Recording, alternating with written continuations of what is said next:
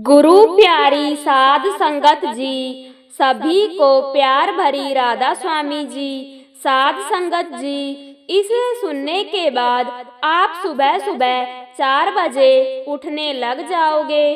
बाबा जी कहते हैं कि हमें सुबह जल्दी उठना चाहिए ताकि हम भजन सिमरन कर सकें और नाम जप कर सकें। साध संगत जी, सुबह उठने के बाद आपके पास 2 विकल्प होते हैं। एक तो यह कि आप सोते रहें और सपने ही देखते रहें, और दूसरा यह कि अपने सपनों को पूरा करने के लिए आप तुरंत उठ जाएं। उस 1 मिनट के फैसले पर आपका पूरा दिन निर्भर होता है। अब फैसला आपके हाथ में है। जो आप उस 1 मिनट में चुनो तो उसी का रिजल्ट आपको आने वाले टाइम में देखने को मिलेगा। आप हमेशा रोज सोचते हो कि मैं आज सुबह जल्दी उठूंगा, मगर नहीं उठ पाते। अब आपने देखा होगा कि एक किसान सुबह जल्दी उठकर खेत में काम करता है। क्योंकि उसे पता है कि मैं जितना ज्यादा काम सुबह उठकर कर सकता हूँ ना, उतना मैं पूरे दिन में नहीं कर सकता। और उसकी नींद देख लो, इसी कारण की वजह से बिना अलार्म लगाए ही टूट जाती है। वह उठ जाता है क्योंकि सुबह का टाइम ही ऐसा होता है कि रात को चाहे कितना भी खुद से प्रॉमिस करके सो लो कि मैं कल सुबह जल्दी उठूंगा, जल्दी उठ ही जाऊंगा, मगर सुबह की नींद आपके खुद के प्रॉमिस पर भारी पड़ जाती है। आपका मन नहीं है किसी का काम को करने का, मगर आपको यह पता है कि आपको वह काम करना चाहिए, और आपको यह भी पता है कि यह काम करना आपकी जिम्मेदारी है। आपका पढ़ने का मन नहीं है, लेकिन आपको पता है कि पढ़ाई करनी है, क्योंकि पढ़ाई करूँगा तभी कामयाब हो पाऊंगा। आप सुबह उठ नहीं पाते, मगर आपको यह पता है कि सुबह जल्दी उठना चाहिए। तो ऐसा क्यों हो रहा है आपके साथ? तो यह आपने जानने की कभी कोशिश की है? तो भाई, इसका सीधा सा कारण है। अगर एक लाइन में कहूँ तो यह है कि आप अपने मन को कंट्रोल करना ही नहीं चाहते। आप यह जानते हैं कि आपके दिमाग, आपके मन को कैसे कंट्रोल करना है, कैसे इन परिस्थिति से बाहर निकलना है, उसे क्या करने को कहना है। आपका मन कहता है कि भाई आराम कर लो, तो आप आराम करने लग जाते हैं। यह पता होते हुए भी आराम करके सोते रहेंगे तो आप बहुत कुछ खो दोगे, बहुत लोगों से पीछे रह जाओगे। और ऐसा इसीलिए हो रहा है क्योंकि आप खुद अपने ही मन को वश में करना नहीं जानते। आप कुछ करना ही नहीं चाहते हो। अब आपको यह फैसला करना है कि आप मन के बहकावे में आकर खुद को आलसी बनाओगे या अपनी जिंदगी में अपने सपनों को पूरा करने के लिए मेहनत करोगे।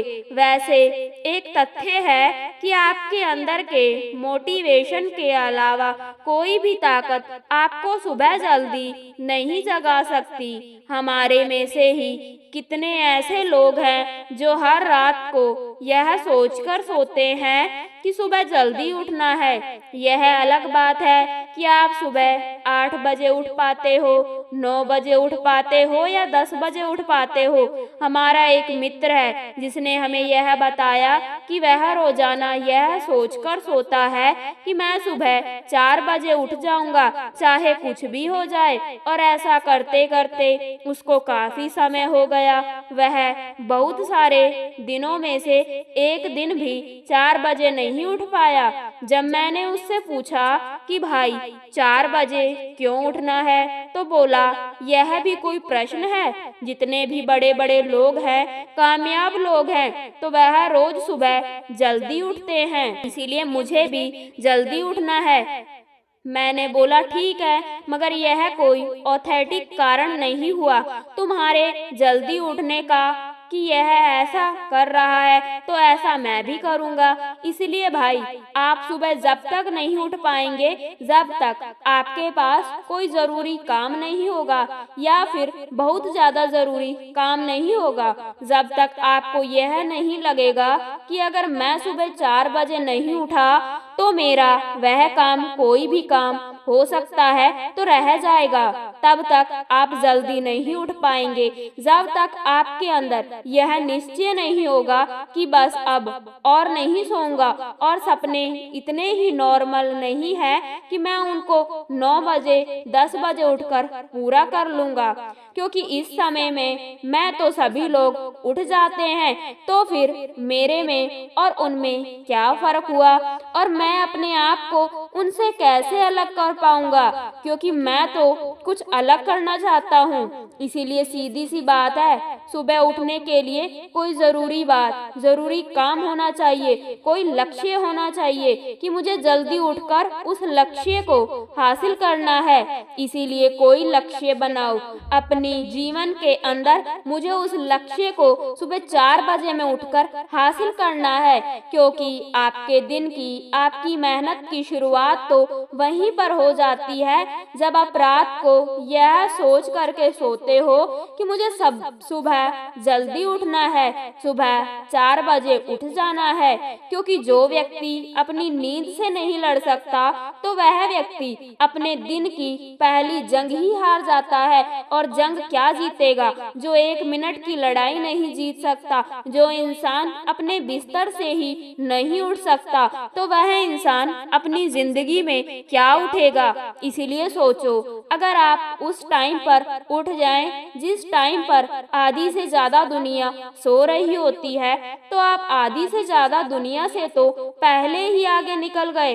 अगर आप सुबह सुबह 4 बजे उठना शुरू कर दें तो एक एग्जाम्पल है कि आने वाले 10 सालों में आप कितना समय बचा लोगे, आप खुद सोच सकते हैं। हर दिन आप अपने लिए 3 घंटे का समय बचा सकते हैं, यानी आप सुबह जल्दी उठकर कितना कुछ हासिल कर सकते हो।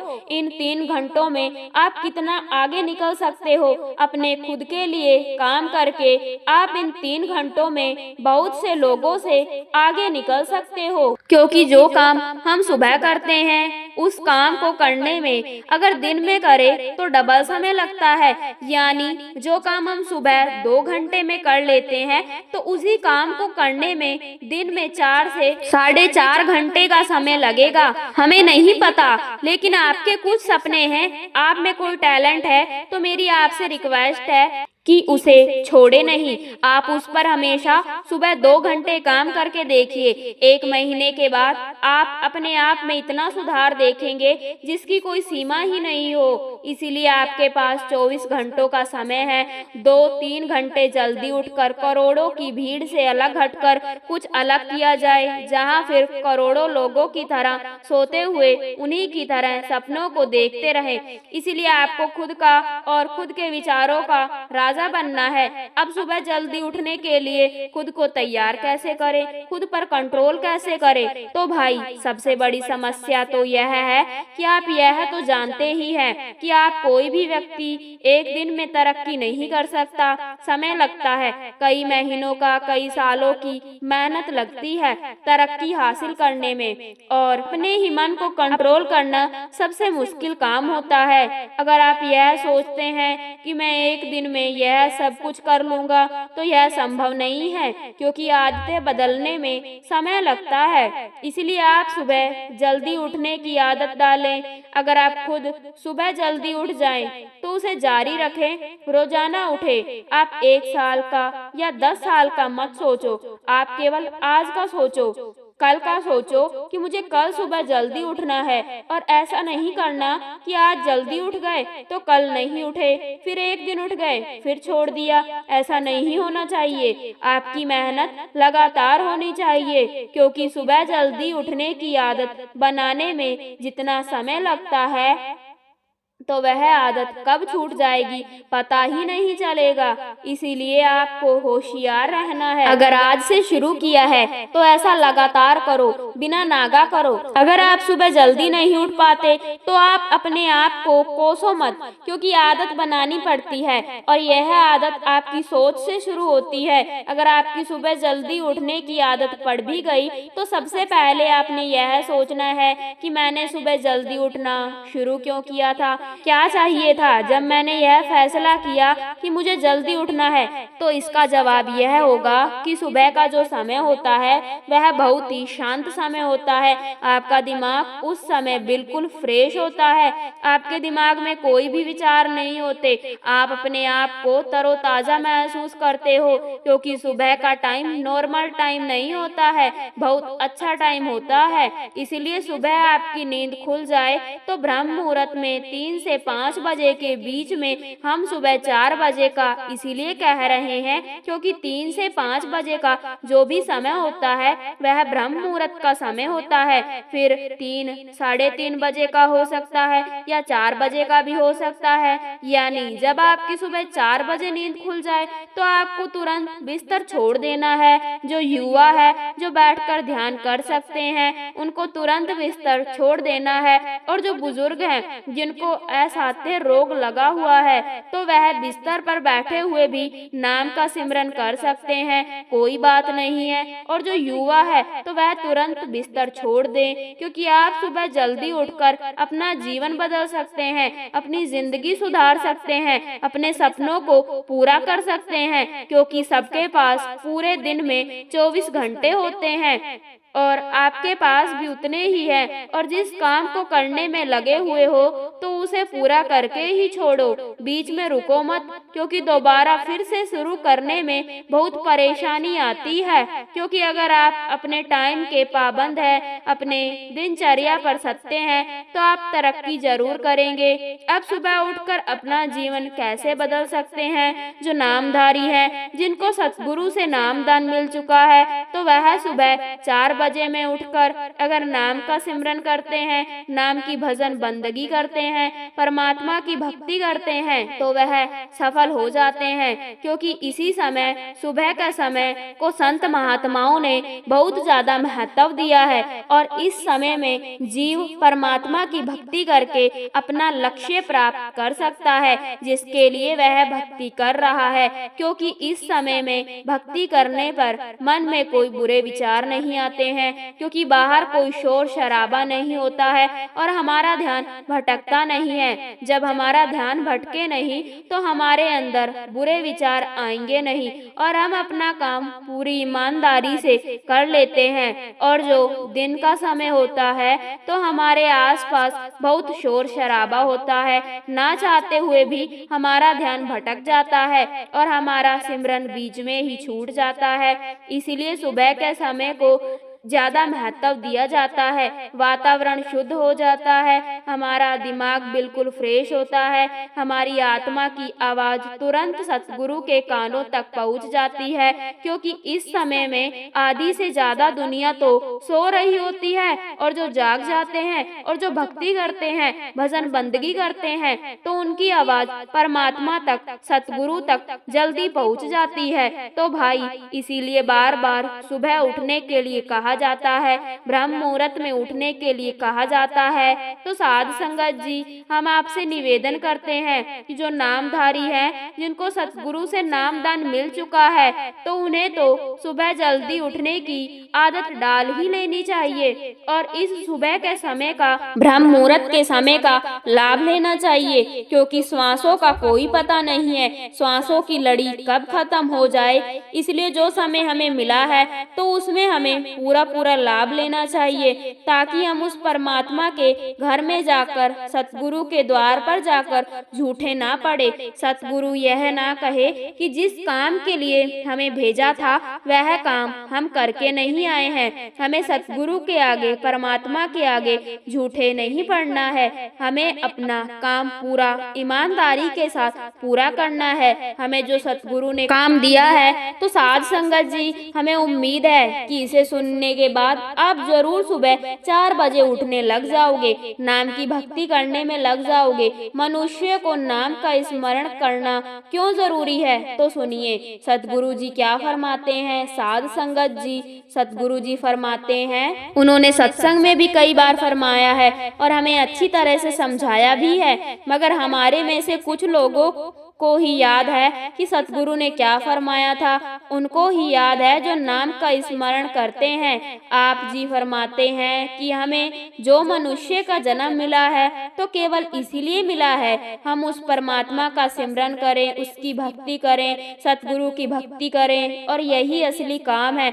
और इसको करने से हमारा लोक भी सुखी हो जाता है और परलोक भी संवर जाता है। मगर देखने में तो यही आता है कि मनुष्य इस काम को भूलकर, जो मेन काम है उसको भूलकर माया एकत्र करके संसार के पदार्थ इकट्ठे करने में तथा पद अधिकार और मान सम्मान प्राप्त करने में ही दिन रात लगा रहता है, जबकि यह सब पदार्थ असत्य है, मिथ्या है, झूठ है और साथ छोड़ जाने वाले हैं, क्योंकि इससे हमें ना ही इस जीवन में सुख मिलता है और ना ही हमारा परलोक संवरता है। और फिर इस तरह असली काम को भूलकर इन संसार के कामों में लगकर जीव इस मनुष्य जीवन का समय अवसर व्यर्थ में ही गवा देता है। पांचवी पातशाही श्री गुरु अर्जुन देव जी महाराज फरमाते हैं कि संसार की चाहे सारी बातें भूल जाएं, मगर एक बात, एक काम कभी ना भूले।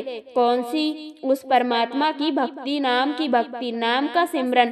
क्योंकि मनुष्य जीवन का असली काम, असली मकसद यही है। धन संपदा, माया के पदार्थ पर अधिकार तथा संसार के झूठे सुख प्राप्त करना मनुष्य का असली मकसद नहीं है, असली लक्ष्य नहीं है। 9वीं पातशाही श्री गुरु तेग बहादुर जी महाराज मनुष्य को अपने काम की याद दिलाते हुए तथा चेते हुए फरमाते हैं कि हे मनुष्य, परमात्मा की भक्ति कर, भजन बंदगी कर, नाम की कमाई कर, और इसी बात को फिर दोहराते हैं कि परमात्मा के नाम का सिमरन कर, क्योंकि तेरा असली काम वही है। माया की संगत अर्थात माया की आसक्ति त्याग कर परमात्मा की शरण में जा। इस संसार के सुखों को मिथ्या जान और इस संसार की पद प्रतिष्ठा को झूठा ही समझ, क्योंकि यह झूठ ही है, यह मिथ्या है। इस धन को केवल एक सपना समझ, झूठा समझ, क्योंकि आखिर में यह सभी तुम्हारा साथ छोड़ देंगे।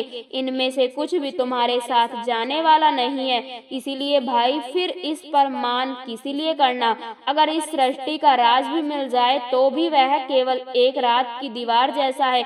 यह दीवार कभी भी गिर सकती है। महापुरुष फरमाते हैं कि तेरा शरीर भी एक दिन नष्ट हो जाएगा, छिन छिन करके। जैसे कल का समय बीत गया, वैसे ही आज का दिन भी बीत जाएगा। इसलिए इस शरीर को नष्ट हो जाने से पहले ही तू अपना असली काम कर ले। अब देखो कितने ही स्पष्ट शब्दों में महापुरुषों ने हमें समझा दिया है कि मनुष्य का असली काम, मेन मकसद केवल उस परमात्मा की भजन बंदगी करना है, सतगुरु की भक्ति करना है, नाम भक्ति करना है। मगर यह इंसान तो इन संसार के कामों को ही अपना असली काम समझकर बैठा हुआ है और जो असल काम है तो उसको भूलकर बैठा है। मगर थोड़ा सा सोचे तो सही, थोड़ा सा विचार तो करे। इस संसार के काम धंधे, धन संपदा, माया के पदार्थ, पद अधिकार तथा मान सम्मान, आज तो इस सब को प्राप्त करने के बाद भी क्या कभी किसी को सुख मिला है? क्योंकि इनमें से कुछ भी अंत समय में जीव के साथ नहीं जाता है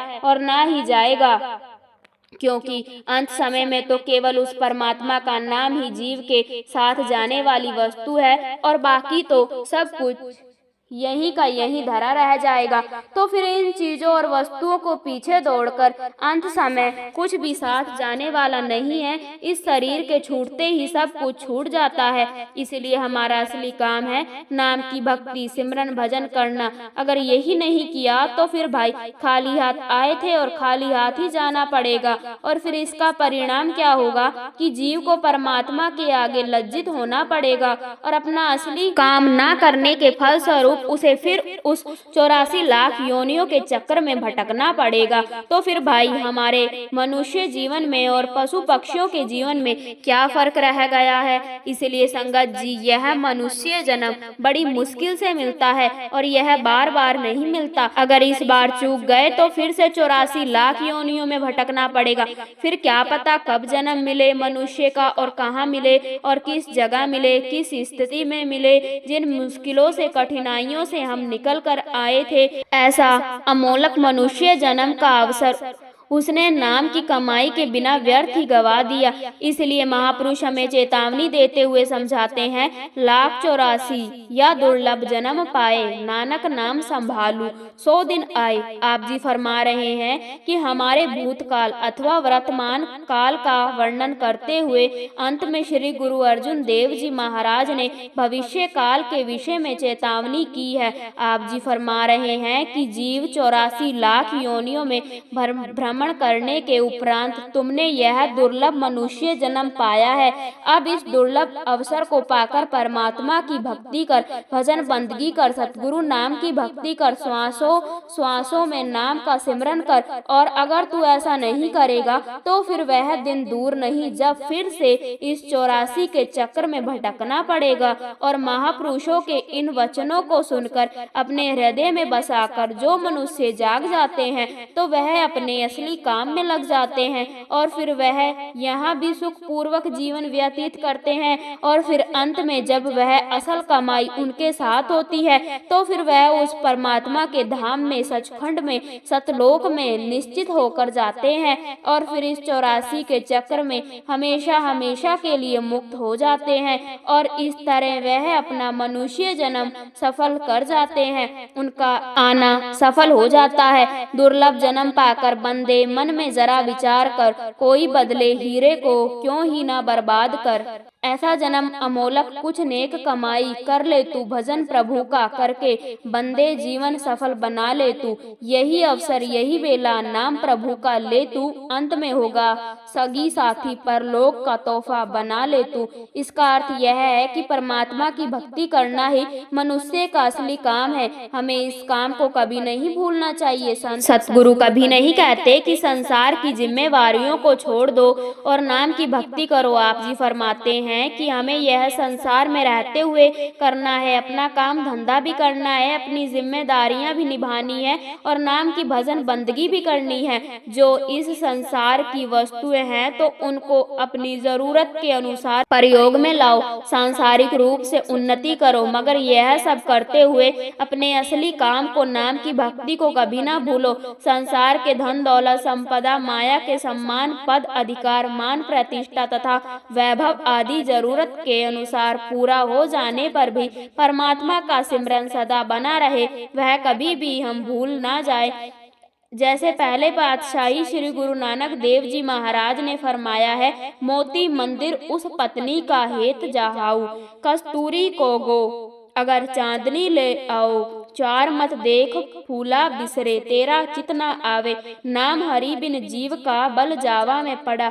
गुरु पूछ देख क्या गुरु नहीं था, धरती ते हीरे लाल धरती, पल थी लाल झड़ा खाली, आखा गुपत प्रगट हुए, वैसा लोक राखे भाव, मत देख भूला बिसरे, तेरा चित न आवे, नाम सुल्तान होवा मैल लश्कर, तखत राखा पाव, हुक्म हासिल कर बैठा नानका, सब भाव मत देख फूला, बिसरे तेरा कितना आवे, नाम गुरु नानक महाराज परमात्मा से विनती करते हैं कि हे प्रभु, यदि पत्थर के स्थान पर मोतियों के बने हुए भवन हो और उनमें रतन जड़े हो तथा उनमें कस्तूरी, केसर, अंगूर एवं चंदन आदि सुगंधित पदार्थ का लेप किया हो तो उनको देखकर और भूल में पड़कर कहीं ऐसा न हो कि मैं तुम्हें विस्मृत कर बैठूं और तुम्हारा नाम चित्त में ना बसाऊं, क्योंकि जिस मनुष्य के हृदय में तुम्हारा नाम नहीं बसता तो वह सदा दुख, अशांत चित्त, चिंता, कल्पना आदि की ज्वाला में जलता रहता है।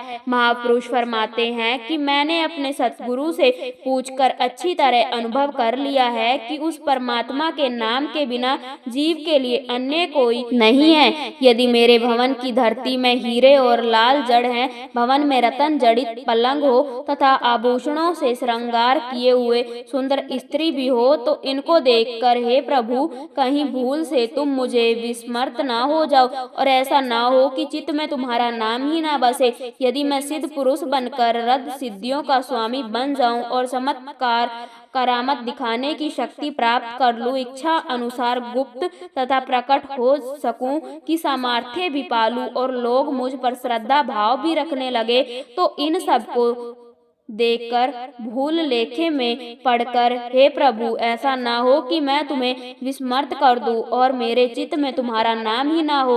और आगे फरमाते हैं कि यदि मैं सैनिक शक्ति द्वारा सम्राट बनकर और सिंहासन पर बैठकर सब पर आदेश चलाने की शक्ति प्राप्त कर लूं, तो श्री गुरु नानक देव जी महाराज के कथन है कि यह सभी हवा पवन के झोंके की तरह स्थिर नहीं है। इस शक्ति को देखकर है प्रभु भूल से कहीं ऐसा ना हो कि मैं तुम्हें विस्मृत कर बैठूं और मेरे चित्त में तुम्हारा नाम ही ना बसे। इसलिए साध संगत जी, अगर हम अपने सतगुरु के हुक्म में रहेंगे, उनके बताए गए रास्ते पर चलेंगे और उनके उपदेश के अनुसार जीवन को बना लेंगे, अर्थात संसार के काम काज करते हुए भी परमात्मा को सतगुरु को सदैव स्मरण रखेंगे, याद रखेंगे, उन्हें कभी भूलेंगे नहीं, तो फिर हमारा स्वार्थ भी संवर जाएगा और हमारा परमार्थ भी संवर जाएगा। साध संगत जी, यह जो हमारा मन है यह हर समय कुछ ना कुछ मांगता ही रहता है। इसके अंदर हर समय कुछ ना कुछ कोई ना कोई विचार चलते ही रहते हैं, तो इसके अंदर हर समय नेगेटिव विचार चलते ही रहते हैं। इसलिए हमें अपने मन पर काबू पाने की जरूरत है। इसके अंदर से सभी नेगेटिव विचार निकालकर पॉजिटिव विचार लाने की जरूरत है, क्योंकि हमारा मन ऐसा है कि जैसा हम इसको बनाए यह वैसा ही बनता चला जाएगा। अब जैसे हम गुस्सा करते हैं तो गुस्सा हम करते हैं या लोग हमें गुस्सा दिलाते हैं। अब जैसे कई बार हम घर के लोगों को कहते हैं कि आज मेरा मूड बहुत अच्छा है, कुछ ऐसा काम नहीं करना जिससे मुझे गुस्सा आ जाए, तो जब हम ऐसा कहते हैं तो हम क्या मान रहे हैं कि लोग मुझे गुस्सा दिलाते हैं।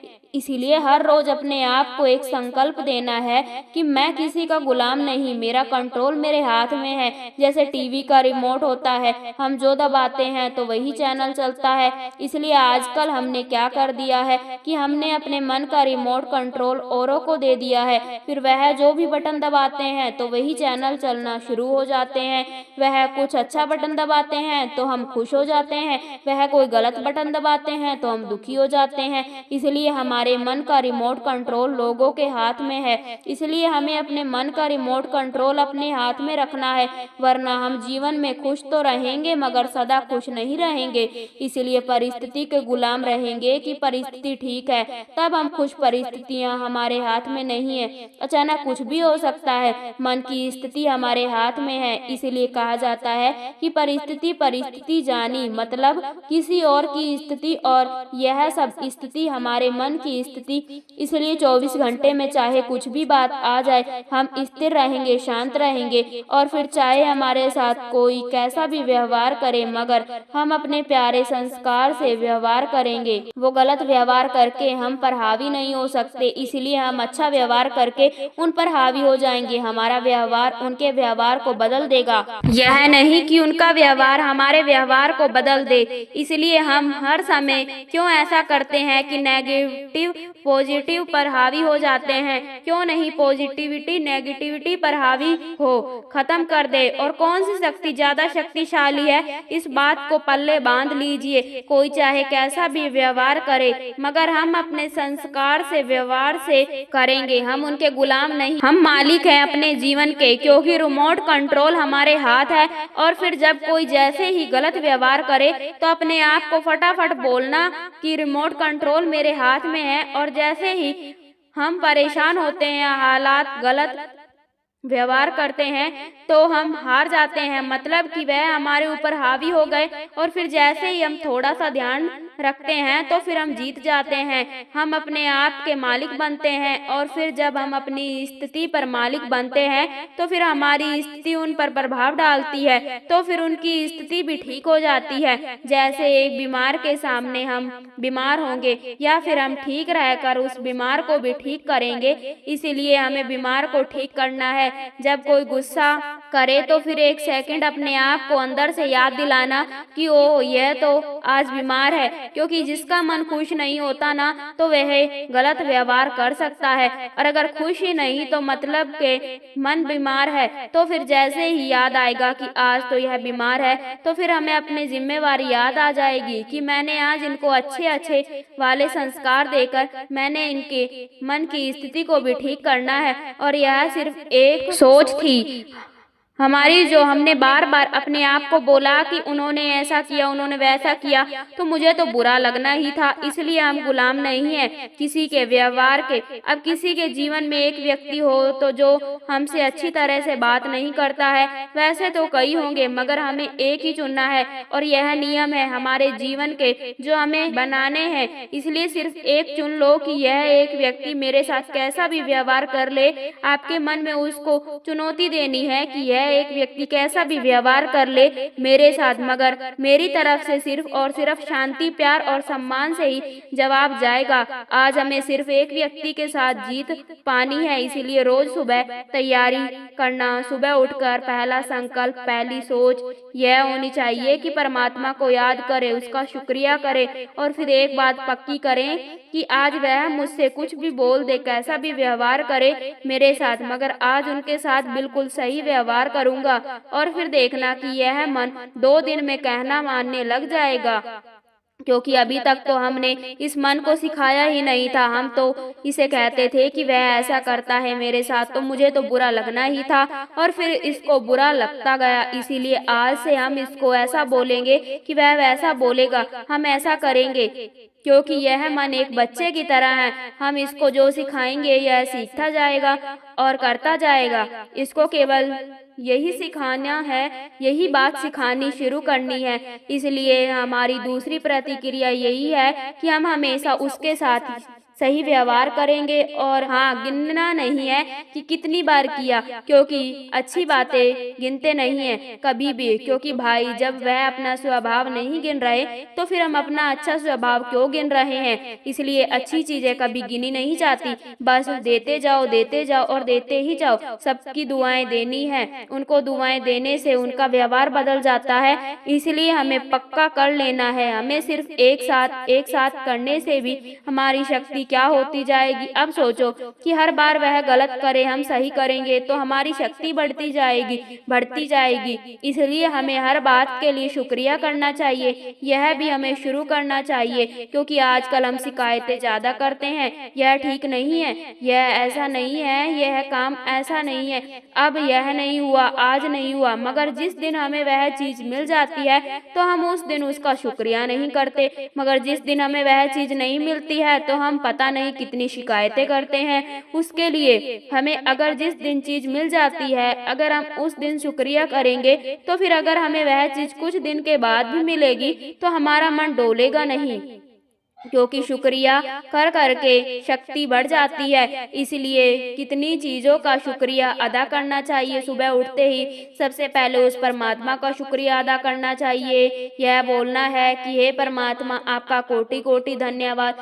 आपका कोटि कोटि शुक्रिया। इसलिए सुबह सुबह सबसे पहले यही काम होना चाहिए, परमात्मा का शुक्रिया। और दूसरी सोच, अपने मन का, शरीर का शुक्रिया। हम अपने मन का, शरीर का कभी शुक्रिया नहीं करते, मगर जिस दिन हमारे शरीर में कहीं थोड़ा सा दर्द होता है, हम कहते हैं यहाँ दर्द हो रहा है, बहुत दर्द हो रहा है, क्या करूं, मगर जब शरीर ठीक होता है तो उसका शुक्रिया नहीं करते। जितनी बार शुक्रिया करेंगे तो आत्मा की शक्ति बढ़ती जाती है। और तीसरा शुक्रिया हमें करना है कि हमें जो लोग मिलते हैं सारे दिन में, हमारा परिवार, जिनके साथ हम काम करते हैं, सबका शुक्रिया करना है कि सब हमें कितना प्यार करते हैं, हमें कितना सम्मान देते हैं, कितना ध्यान रखते हैं। और यह सब कुछ मन में कहना है। सबका शुक्रिया, हम उनका शुक्रिया नहीं करते, मगर जिस दिन वह कुछ ऐसा कर दें तो फिर हम शिकायत बहुत जल्दी करते हैं कि इसने ऐसा किया, उसने ऐसा किया, यह ऐसा है, वह ऐसा है। इसलिए हमें शुक्रिया करने की आदत डालनी है। और चौथा शुक्रिया हमें परमात्मा से करना है। इस प्रकृति की ओर देखो, आज प्रकृति कितना अच्छा सहयोग दे रही है, इसका हमने कभी शुक्रिया किया ही नहीं।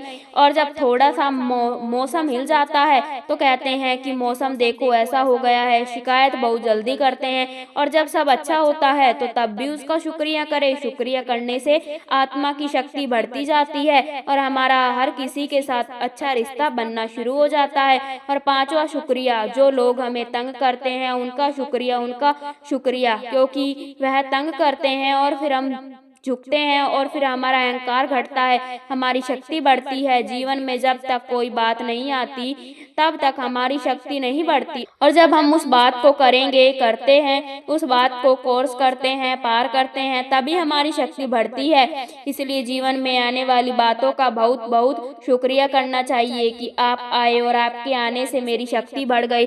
किसी को भी शिकायत नहीं, फिर सारा दिन चेक करना कि भाषा कैसे हो गई है, शुक्रिया करते करते। इसलिए सुबह सुबह उठकर सबका शुक्रिया कर दो, धन्यवाद कर दो।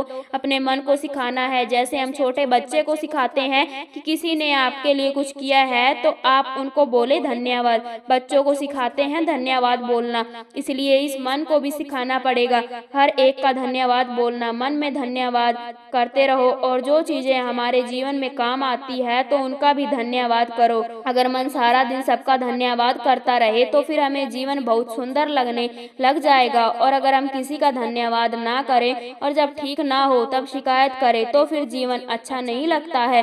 कहते हैं कि बड़ी प्रॉब्लम है जीवन में, चीजों का शुक्रिया, लोगों का धन्यवाद, प्रकृति का धन्यवाद, परमात्मा का धन्यवाद, अपने मन और शरीर के स्वास्थ्य का धन्यवाद। तो फिर हमें सारा दिन में यह पता चलेगा कि हमारा जीवन तो बहुत सुंदर हो गया है, बहुत अच्छा हो गया है। साध संगत जी, यह था हमारा आज का सत्संग। अगर आपको सत्संग अच्छा लगा हो तो चैनल को सब्सक्राइब जरूर करें और कमेंट में राधा स्वामी लिखना ना भूले जी। गुरु प्यारी साध संगत जी, राधा स्वामी जी।